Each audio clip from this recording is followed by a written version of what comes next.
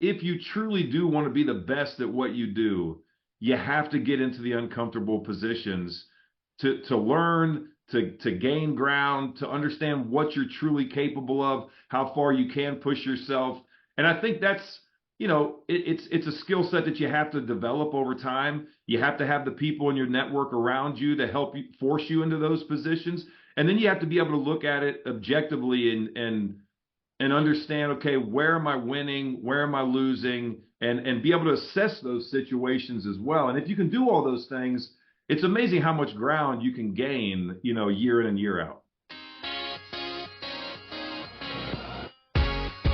Hello, everyone, and welcome to the Moeller Real Estate and Business Podcast. I'm your host, Phil Moeller, and on this podcast, we will be interviewing guests that have made their mark in real estate, in business, and in other areas of life. Listening to podcasts myself has helped me in so many different ways and continues to do so. If you're a real estate investor or an entrepreneur or aspiring to be either, or just someone that wants to learn, you've come to the right place. An easy way to have an impact is to share this episode with friends or family, provide a review, or just spread the word. We greatly appreciate it, and now let's get to the show.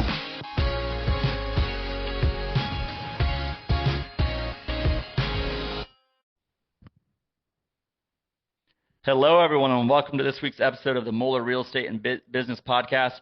Man, I'm really excited for today's episode and today's guest, Mr. Matt Light, three-time Superbowl champion Matt Light, who grew up or is local, right? Relatively local background here. Now, a little bit lives in different areas of the U.S. depending on the time of year these days, but a local legend, if you will. And I'm really excited to get into this, not just because of that, but because of the person that you are and the great things that you're doing. So, Matt, welcome to the show. Yeah, good to be here. So just a little bit more. So Matt Light, three-time Super Bowl champion, our first Super Bowl champion on the podcast. So thank you, Matt. Married to his wife, Susie. They run the Light Foundation, which is really focused on helping young people develop the skills, values, and mindset they need to create a meaningful and productive future. So this is the stuff I love to talk about. I mean, values, mindset, meaning, productivity, purpose. Those are all things that we're going to get into today, and I'm really excited about it. But before we just dive into that too much, Matt, tell us about your story, your career, kind of some things that really shaped the direction you went with your life.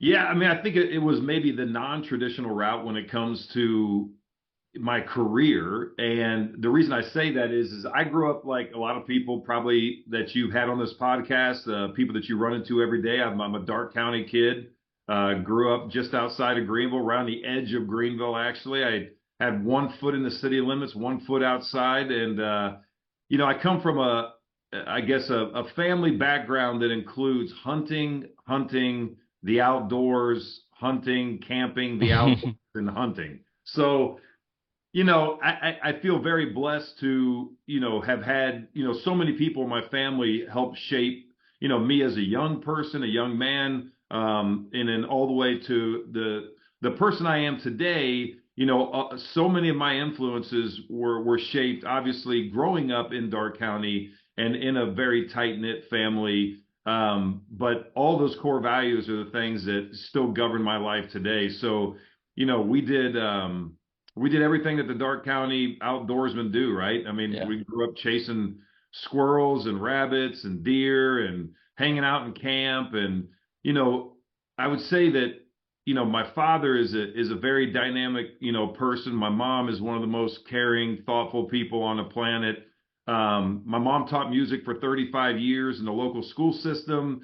So, I come from a family of educators. My dad's like kind of a jack of all trades, and he's a guy that, the history and the way he approaches things, very independent, really kind of set me on a path to, question everything and just work hard and go after the things that I wanted. But at no point, growing up was it, a situation where my parents forced me into anything. I mean, they wanted me to figure things out on my own. So, small town, independent kid, got in a little bit of trouble when I was younger, probably did things that I regretted immediately. And to this day, think that I probably could have made a much better decision. But, luckily, again, the family kept me on track. And, I got an opportunity to go play football. And to be honest with you, that's where the story kind of changes, because I had never seen an NFL game or a college game in my life, period. End of story. So I didn't grow up idolizing football. I didn't grow up, watching certain players. I had no idea that Purdue was in the Big Ten. I went there because it had a great engineering program. My father's an engineer, and I thought that made a lot of sense. And they were going to pay for my college, so that made it even easier. So, to be honest with you, I would say that my story is one that is, I got really, really lucky, and I made a couple good decisions along the way. But ultimately, I just followed, what my heart told me to do, and a lot of people poured into me and kept me focused, and the rest, just kind of happened, right? I mean, I don't know. I know there's a lot of people that grow up wanting to play in the NFL and they want to play college football. That wasn't me. I wanted to be a forest ranger. I wanted to live every day in the outdoors, and somehow ended up, playing this game of football, which I had a blast doing. But I guess I'll always have that small town mentality, and that and the people, and it's always the people that shape you. Well, it's interesting how much time you spent really going through talking about your youth, and you can tell there's, first of all, how much you were formed from your youth, and probably why it's become a passion of yours to really help form other youth. I want to talk about that more.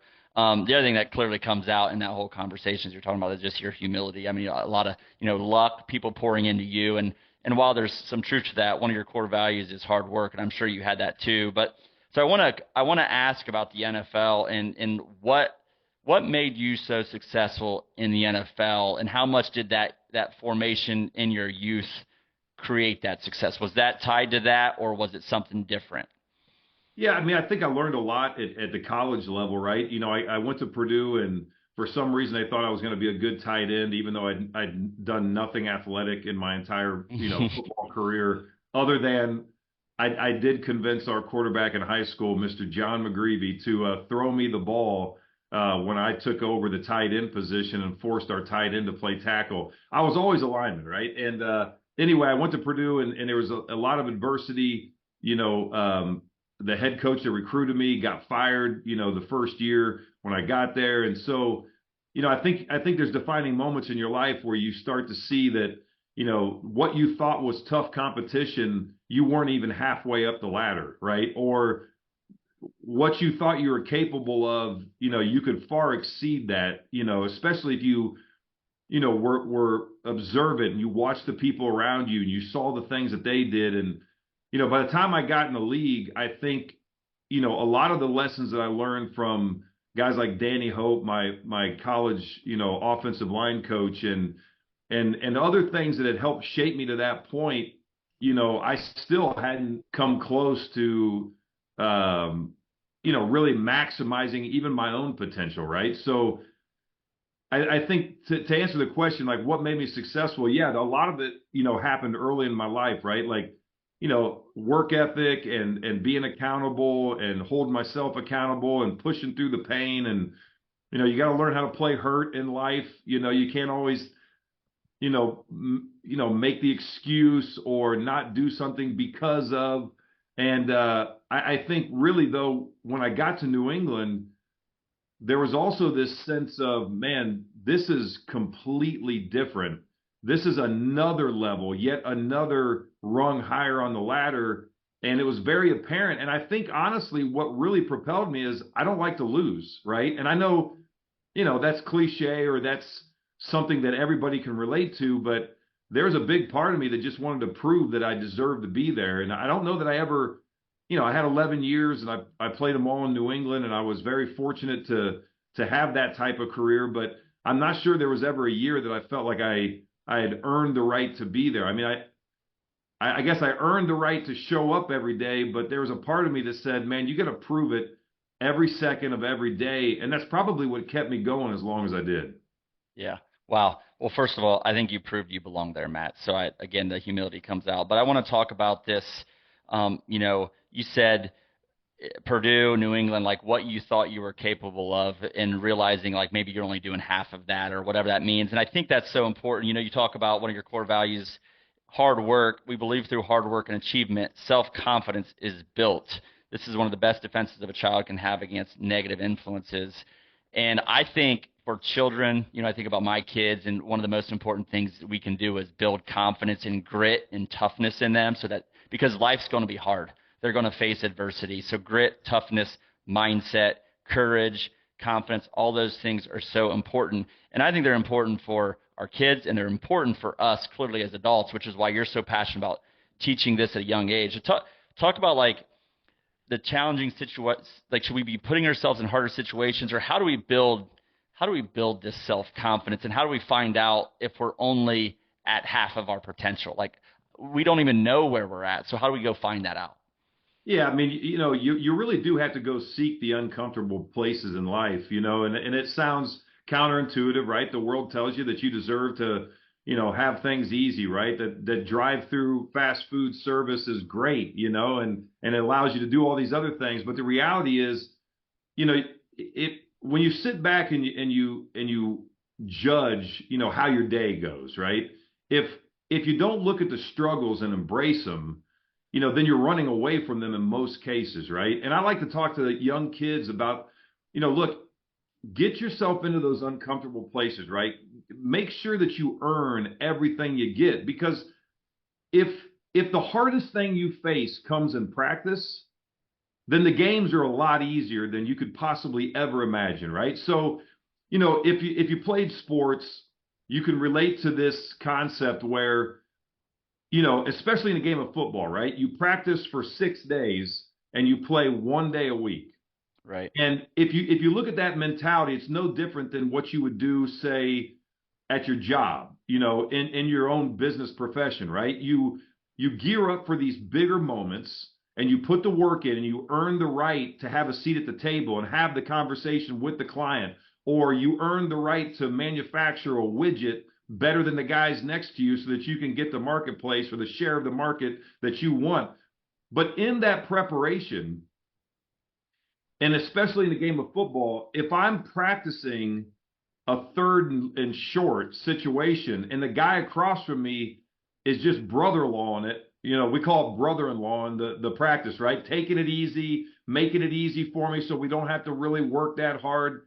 I can't possibly get better, right? So I want to go against the best competition every single day, all day, and earn the right to walk out there on the field and perform at my highest level. And the only way to do that is to get outside your comfort zone on a regular basis. Now, if you have a great leader, and I would use a guy like Bill Belichick, you know, Dante Scarnecchia, my offensive line coach, and with the Pats, when you have great people around you, they push you into those positions because it is truly human nature to do as little as possible to get by, right? I mean, maybe that's a prehistoric, you know, thing that's encoded in our DNA to conserve energy. Survival. It's just survival, right? Right. It's something that if you truly do want to be the best at what you do, you have to get into the uncomfortable positions to learn, to gain ground, to understand what you're truly capable of, how far you can push yourself. And I think that's, you know, it's a skill set that you have to develop over time. You have to have the people in your network around you to help you, force you into those positions. And then you have to be able to look at it objectively and understand, okay, where am I winning? Where am I losing? And be able to assess those situations as well. And if you can do all those things, it's amazing how much ground you can gain, you know, year in and year out. Man, now we're getting into it. I love it. All right, you brought up Mr. Belichick. I want to, like, so the Patriots, the team, you were very successful in a very successful team, right? A legendary team, legendary coach. What differentiated the Patriots for all those years? Was it leadership? Was it the team leaders? Was it what differentiated the Patriots and even you in your career from the people that didn't make it? Yeah, I mean, I think it's such an individualized sport in terms of how you approach it, right? If you're a cornerback, it's completely different than a quarterback or an offensive lineman, right? I can speak from my position. the things that really helped shape me and what made us really good. But as an organization, right, you know, the jump from high school playing at Greenville High to Purdue was really intense. But the jump from Purdue, the college, game to the professional game under a guy like Bill Belichick, I mean, that took years to fully grasp. And, a lot of people don't make it. I mean, the average lifespan in the NFL is about 2.2, 2.3 years. It's less than 3 years, right? And I can remember thinking, man, I just got to survive this first year because I don't know if it's even possible, like you're just holding on but I could see the hierarchy and how Bill approached things. And, Bill was a really good communicator. As foreign as that may sound for people who have watched a press conference and seen Bill say things like, I mean, look, we're just trying to get better. I mean, look, we're on to Cincinnati. Like Bill didn't say much to the media, but in a team setting, every single day we started out with a team, kind of sit down with Bill. Here's the expectations. Here's what we need to work on. Here's what we're not going to be talking about because the media was always involved. There were very clear and everybody understood where they stand within the framework of the organization. We knew what to expect. We knew that it was going to be tough. And that's something that I see in the real world. I've been in the real world now as long as I had ever played, professionally. And, one of the things that I see break down in the real world is that you think that everybody's on the same page, but the reality is unless you communicate that almost daily, then you shouldn't ever expect that, right? Because we all live in our own little bubbles and we all have life that approaches us when we're outside of the stadium or outside of the office, right? And there's a lot of things that people are juggling, and it takes a strong leader to make sure that the things that are most important and the direction that needs to be given and also the freedom that needs to be given, you got to weigh those things all the time. And with Bill, he did a phenomenal job of letting us know those things. The door going in, it would say, do your job, work hard, be attentive, put the team first, right? We'd see that every single day. He'd talk about those points, pretty much every week, if not every day in some form or facet. On the way out, it would say, manage expectations, speak for yourself, don't fuel the hype, right? All these things that he wants you to think about when you're not in the facility, but that will have a direct effect on how you play the game and how you prepare and how you stay at the top of your game, week in and week out. So great direction, great communication. And I think the other thing that set us apart is that we had really strong leaders, guys that weren't afraid to speak up in the locker room. And we dealt with things that the coaches shouldn't have been dealing with and couldn't have dealt with as well as we did, right? There's certain things that coaches are good at correcting. There's other things that aren't. And it's no different in the real world, right? You don't need to have the boss step in and deal with every single situation. There should be managers and people that are in positions of power that can step in and say, hey, look, that's not how we do things here. This is what I need from you today, or have those difficult conversations when you have a cancer in the locker room and it needs to be dealt with versus, letting those things linger for too long. Yeah. Well, I mean, what I like there is just there's so many ties to organizational success and family success, whatever you want to call it. But first, just building out the team of people. And I suspect that, like you talked about, having strong leaders in the locker room, right? It couldn't just be the coaches, but I think the organization, the Patriots, Belichick, whomever was making the decisions, was being intentional about bringing those people in and bringing the right leaders to create the culture of the organization, so that they, the culture a lot of times is created by the organization, not the leader alone, but it's by who he's putting in place, and then being clear on the vision to the organization, the mission, what we're trying to do.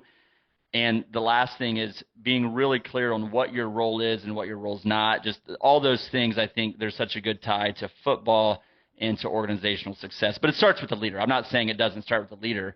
The leader's setting the expectation, but he's also putting the right people in place that can also be leaders on the team. So I just, it's really interesting to have, from your perspective, to be able to see the success in the NFL and what created that culture and that organizational success, and now doing that in your organization in the real world in the Light Foundation. So I want to talk a little bit more about that and what you're doing, because I had a coworker that was at the Christmas light show a couple of weeks ago that you do, and just a lot of neat things. One thing I wanted to add, I want to talk about the Light Foundation, what you're doing a little bit, but also the different things and events you're doing and the values. One of the things you talk about is we talk about creating confidence, like this. I think is it called the Mud Runner, but doing hard things, building confidence, building grit. Is that what that specific event is about, or just tell us a little bit about the Light Foundation in general and why you're doing what you're doing? Yeah, look, I think the why. When we started out, my reason for creating the Light Foundation was, okay, I didn't really feel like I deserved to be there.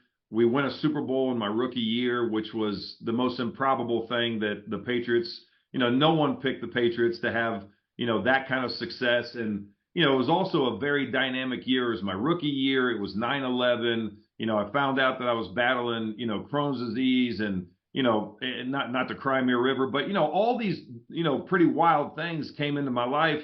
And when I had a chance to take a deep breath after the Super Bowl and the birth of my daughter happened, about a month after the Super Bowl, my first child, right? So, and I got married and all that stuff, I was able to look at it and say, my goodness, like, that whole to whom much is given, much is required, right? Like I have to do something bigger than just be a football player, because I never considered myself a football player anyway. I mean, I played the game of football. I never watched it. It was something I did. It kept me out of jail. I could hit people and not get in trouble. I mean, I thought it was the greatest thing in the world. But, I really felt like, okay, but what's next? And what's going to really be my purpose and my passion outside of this day job of mine? And again, I come from a family of educators, so it's just a natural thing. All right, well, let's find a way to benefit somebody, right? I mean, my goodness, they're paying me way more than I deserve. This is ridiculous. It was all new to me. And I put, basically my family in positions to help me out and help form the board. And we were a throughway, meaning that we would host an event, we would raise money, and then we'd find a nonprofit to gift, these funds with. Right. And, I guess I was disappointed in the return on that investment, and it didn't always go to the things that we thought. And that's when, that little voice in my head was like, hey, look, if you're going to do it, you better own it all the way if you want to have the outcome that you're desiring, right? And that's when we set in motion about 2 years into it. By 2003, 2004, we really started to put, all the meat on the bone of who we wanted to be, who we wanted to serve, and how we wanted to do it. And since then, over the last 20 years, we've been able to create unique programming. It's outdoor based. We bring our faith, we bring our passion, we bring, the people that help shape my life, my parents, my in-laws, my cousins, my relatives, my friends, all these people that made a big influence on me. They're now, and I get to watch this, it's the coolest thing in the world, they're now influencing the lives of kids from across the country. And it's pretty simple, right? Walk alongside young people, show them, how it's done, hold them accountable. We talk about the real pledge, right? How many real people are in your life? How many people can you really depend on? What is real to you? What can I do to really help you take the next steps? And it's all about responsibility, ethics, accountability, and then being a leader, because whether you want to or not, we all have to be those things. So that's the core essence of the Light Foundation. And all of that falls under the Light Foundation Leadership Academy, because everything that we do goes back to, how can I lead? How can I be a better leader at home, within my organization, within my friend group, and that's our passion. So we've got programs that work with first graders. We got programs that work with high school age kids. And we serve about 7,500 kids annually through Chenoweth Trails and the Light Foundation. Some of them are partnership programs. Some of them are our programs. But at the end of the day, it's just walking alongside those young people and seeing their growth. Man, and just to hear all the things you're talking about and the mindset you have, and to be able to just teach that and lead 7,500 kids annually, and the compounding impact you're having, I think, is so neat. One thing, first of all, two major things there. One is to whom much is given, much is required. And I think, in general, first of all, if you're listening, you probably live in the U.S., although we have listeners outside the U.S., but you're probably very blessed with the where you live, the freedoms you have, the era we live in, like just the foundation of blessings that we have is so good. But then, okay, you're maybe having, if you're listening to this, maybe you're having some success in business or in your career or whatever it might be. So many blessings, but there's some people that are maybe a little bit complacent, like they're comfortable and they're not testing themselves. What do you say to those folks? I think it's easy, number one, I have to talk myself out of, the couch every now and then, right? I think especially when you look at where we are right now, right? We're coming off an election year. We're coming off of a lot of uncertainty around the world, right? There are many reasons to look at what you have, what you've been given, what your talents are, and find a way to pay it forward. Because I can tell you one thing, I heard all the stories about my grandfather, and both my grandfathers, and I didn't get a chance to meet either one of them. And the era and the generations that came before us, these men and women, they did things that blow my mind. I have a passion for taking down old barns, and I do a lot in Darke County, and people bless me. They're like, hey, man, I don't know if you want to even mess with this. And I'm like, dude, I'll do this all day long if you let me. And I get to reclaim that history, and I get to see the history, and I have a real passion in timber framing. And we teach a timber framing course at the foundation, and It's all about leadership, believe it or not. But either way, the point I'm getting to is that you think about the people and the struggles and what they had to go through 50 years ago, 100 years ago. You back up 150 to 200 years ago, and now you're talking about the first settlers that came into our area, right? Back before Fort Recovery was called Fort Recovery because of the war and what happened to all the people up there, right? All these things that are rich in history, and those lessons were passed down, but they've gone quiet, and they're not being told as much, and so I feel like we have this obligation to take those lessons and pay them forward. So if you're somebody that you haven't found the way to give back or have found a way to step in, it's amazing what you can do just with your own experiences, right? And it doesn't always mean monetarily, but I think now is probably the most important time in my life where I feel like we all need to, if we have the ability, if we have the time, if we have the bandwidth, to make sure that we're pouring into this younger generation what it means to sacrifice, what it means to really work hard and to be there for other people, and to not just worry about the bottom line for your own bank account, but how we can bring those around us to the table, to have the conversations, and to do the things that will put us into a better position from a small town community standpoint to a stronger state, to a stronger country. And again, some ways people think it's cliche, but we've gotten away from it for a long time, and you can see the erosion when it comes to even like our school systems and in our churches and in our community, and when it comes to crime, and when it comes to just the simple respectful things that didn't used to happen. And the only reason it happens is because the leaders aren't there in the numbers they were in the past. And we need to develop strong leaders, people with a backbone that don't have a problem doing the right thing every time, and they're going to bring others to the table alongside them. So that would be my charge. You asked a question, so that's my challenge to each and every one of us. I love it. And leaders, strong, honestly, being courageous, like with what you're doing. Courage is such a strong word. Strength of heart is what courage means. The time is, to me, like the time is now for people. The time is now. If you don't feel like you have the time, assess where your time is going. The time is now. If you don't feel like you have the money, we're in the wealthiest age in history. The money is available. Like, you can have an impact. The bandwidth. It's time to think about what we're doing and then just man, reflecting back on the people that have paved the way for the opportunity that we have is so important. And I don't do it, right? I mean, you mentioned Fort Recovery, so close to both of us. Just so much to think about there. So I appreciate it so much. The other thing you talked about is this. I love this comment earlier. I want to talk about surrounding ourselves with people. And you said the real pledge that you have. I want to hear more about that. Real people, because I think a lot of discussions, I think a lot of society is very surface level, and it's not real. And I just like, I've been more intentional and gotten into more real good discussions with friends, with family members, with others, because so much is surface level, weekend, group, to whatever. And I want to ask about you, and how have you been intentional in your life with your network, and, you know, maybe even how have you been blessed with certain people and leaders that have had a big impact on you? Talk about network and your association and the impact it can have on somebody. Yeah, listen, I tell people all the time, you know, the thing that I'm richest in is great humans.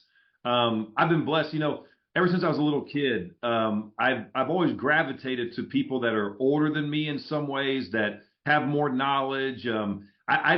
I'm a big believer in, you don't have to have all the answers. You just need to have the people around you that you can go to who you think may have the answers, because it's a lot more fun to learn from the people that you respect and you know than it is to look it up in a book. And that's just me. I mean, some people do a great job looking in a book, but I love to be able to have a rich network of incredible people and who bring their passion and their energy to everything that they do. And again, that's really what we do through the foundation. I get to introduce these people. I mean, I get to watch my dad work with young kids and teach them how to make an atlatl or an arapuca, or, you know, a self bow, or whatever it may be, right? I get to watch a guy like Hank Steinmetz, who's a world-class blacksmith, teach kids how to pound metal. I get to watch my mom teach these kids how to cook, and my mother-in-law.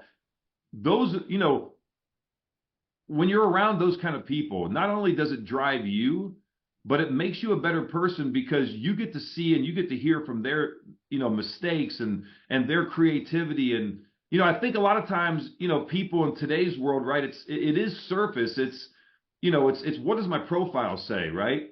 What does, you know, how many likes do I have? And I'm not laughing at it, but I kind of am. I mean, I've never been on social media in my life, and I grew up, you know, in that era where it was all starting to come out, and I've never logged onto a platform. I never will.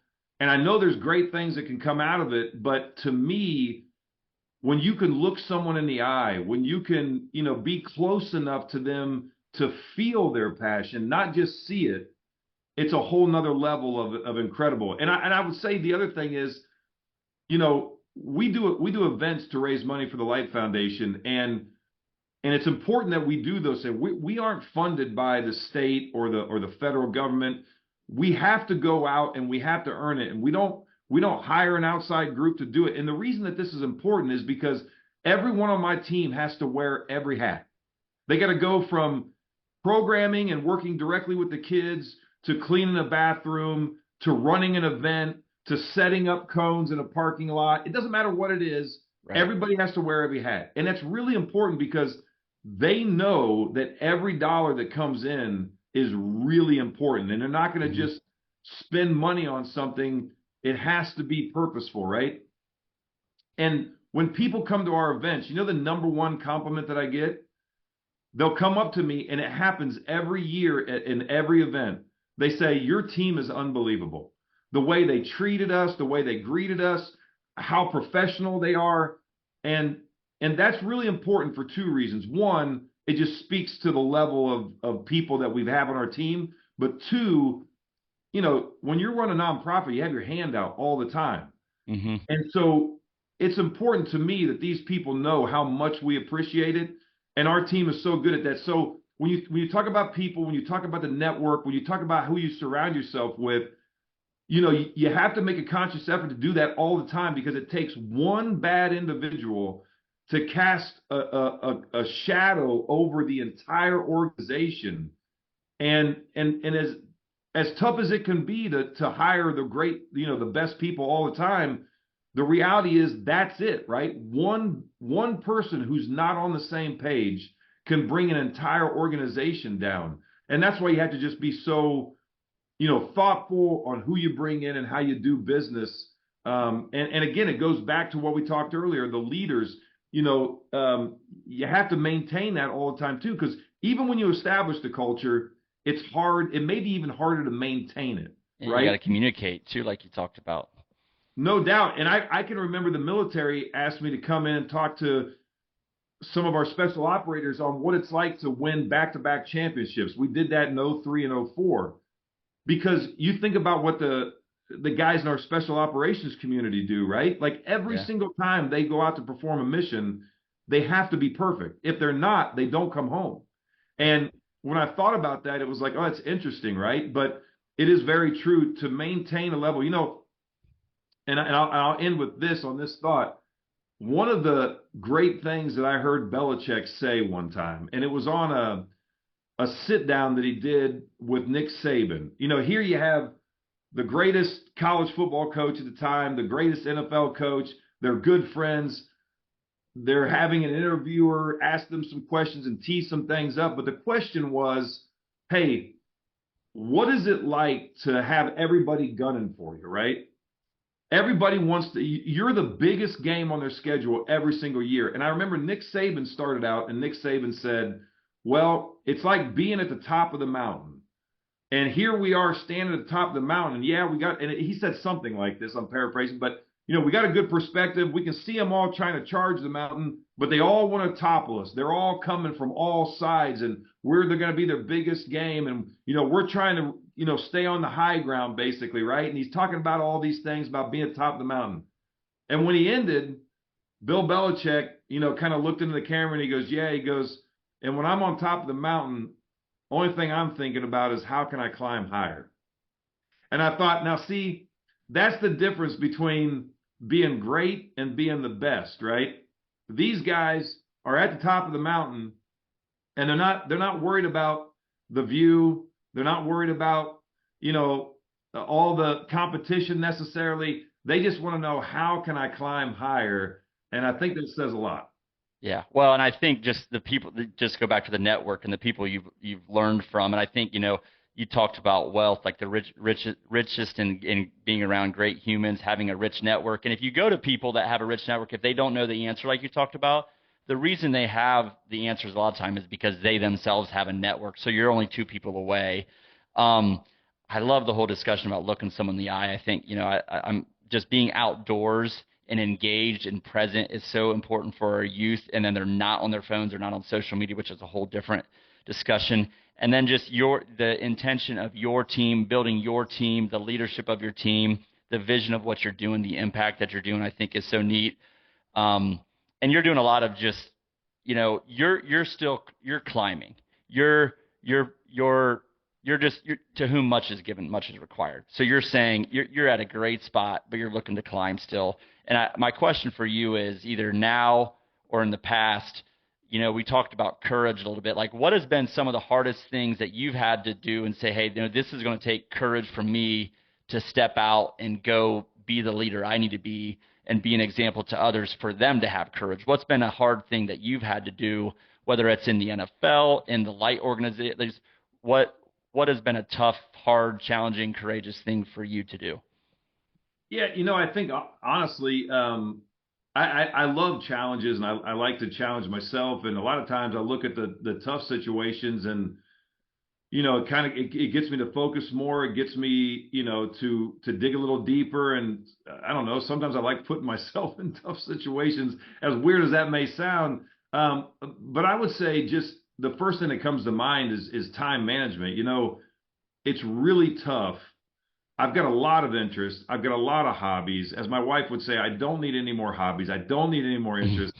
And I think there's this struggle internally of, am I being selfish and wanting to do some of these things? Is this taking away from my family time? Right. And so I think time management, when you get into a position where you have success, right? And back in the day, that was winning Super Bowls. It's amazing how many people, want a piece of your time or want you to do something, and it's not always in the best interest of you or for your family or for your career to take advantage of these things. And you have to learn how to do things like say no.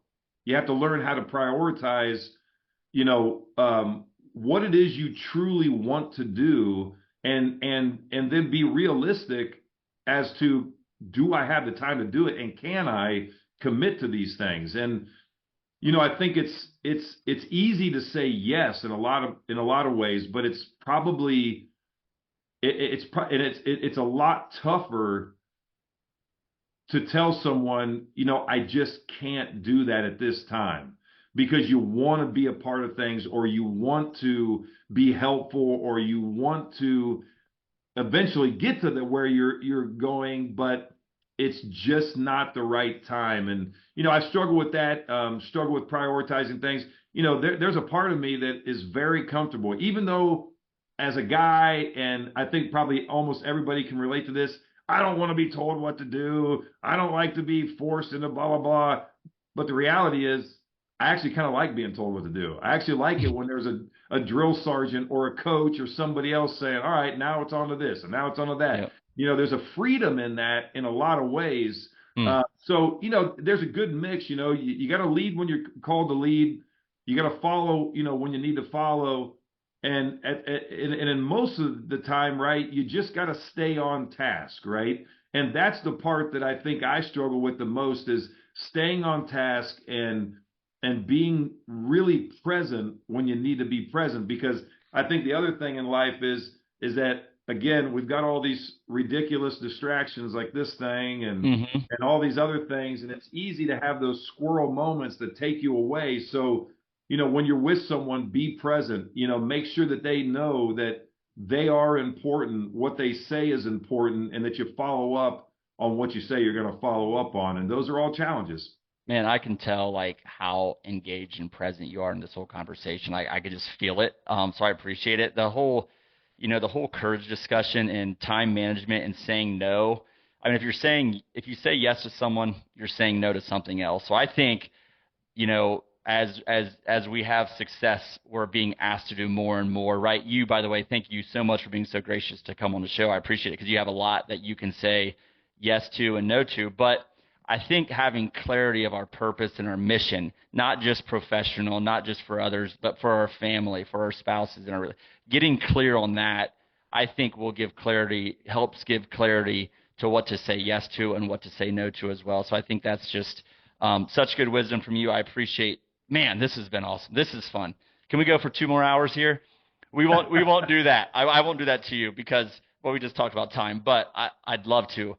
I want you to step back, okay? Think about, your career, but really I think about what you're doing at the Light Foundation, because I think it is so neat. I just looking through your website, like, man. And even the conversation the first couple of years, you were a pass-through organization, as you called it, but it took some time to figure out like what you're really, really passionate about. This wasn't just like in a month you figured this out, right? This is it seemed like a 2, 3, 4, 5 year period. And I'm sure it's evolved over the last 20. I mean, this is 20 years running now. So just everything you're doing. But if you step back and think about it, how does what you're doing, how does it make you feel? Yeah, it's incredible. I do something at the end of each summer. People out here think we're nuts. We leave New England when it's actually nice to actually be here. We're not far from beaches, and you got the mountains and all this other stuff. But home will always be home for me. And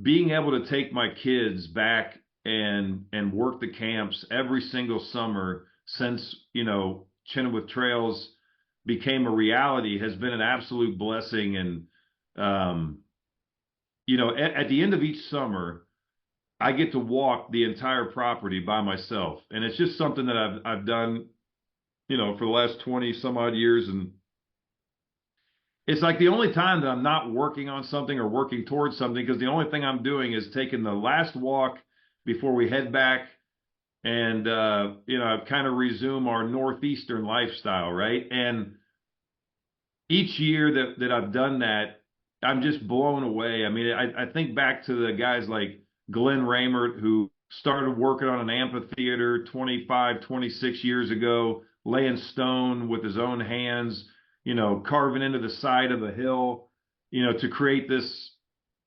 masterpiece, and I walk past, a tree house that's 22 feet off the ground, and I think about all the people that helped make that a reality. I go I go past the old barn where our offices used to be, and mice and rats running all over the place while my guys are on computers and trying to do work. And I think about all the years they suffered, freezing cold in the winter. And then I look at, what we have today as our main camp. And, it's very humbling. It speaks to the people.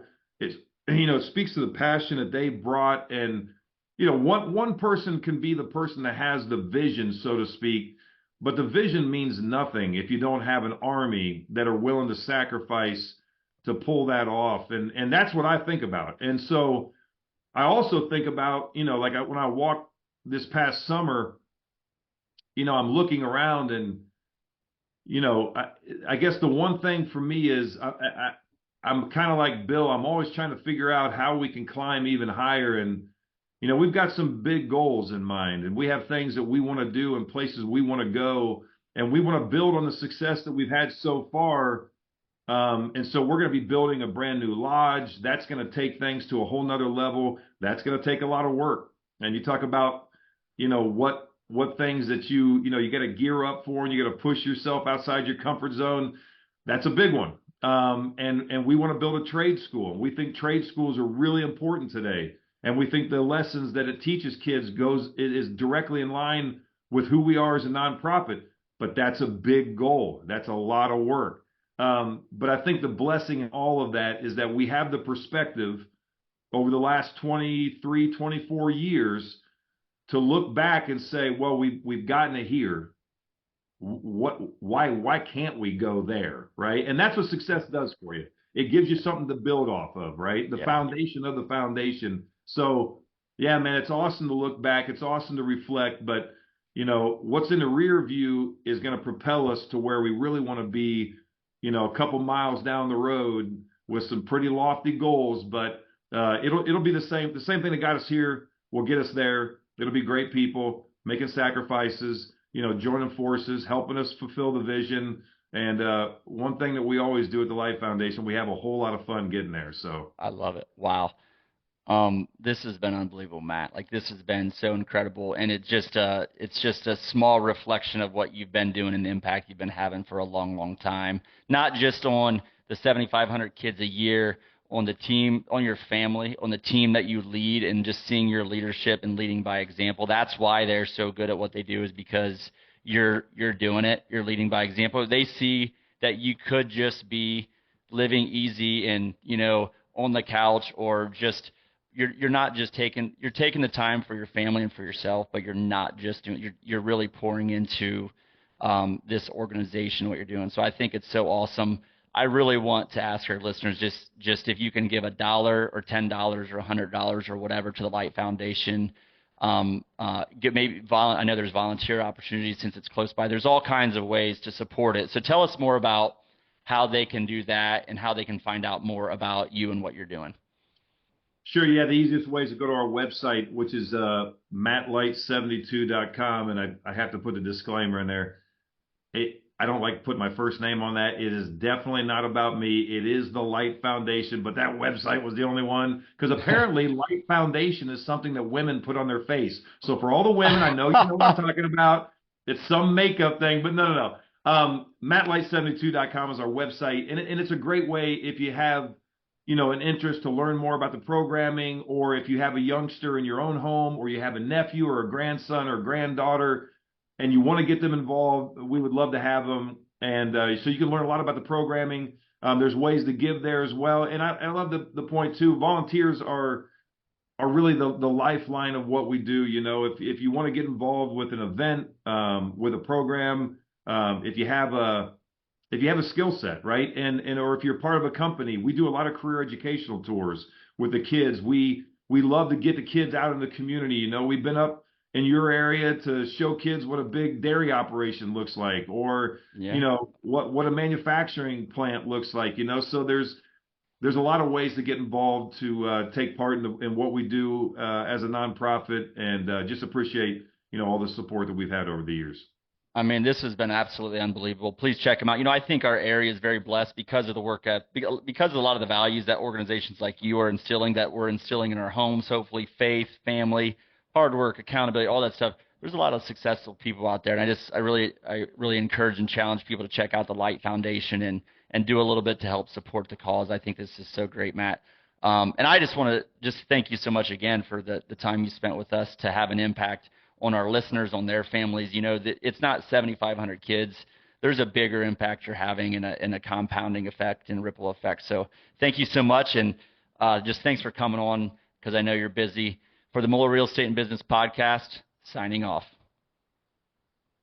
Thank you for listening to the Mueller Real Estate and Business Podcast. We hope you found today's episode helpful. If you know current or aspiring investors or entrepreneurs or anyone that would benefit from today's episode, we appreciate you sharing it with them, or better yet, providing us a 5-star review. To learn more about Mueller Real Estate, visit our website at www.muellerre.com. You can also sign up for our newsletter or local events via our website. In closing, I encourage you to be purposeful in all areas of life, educate yourself, network with others that have been successful, take action, and lead.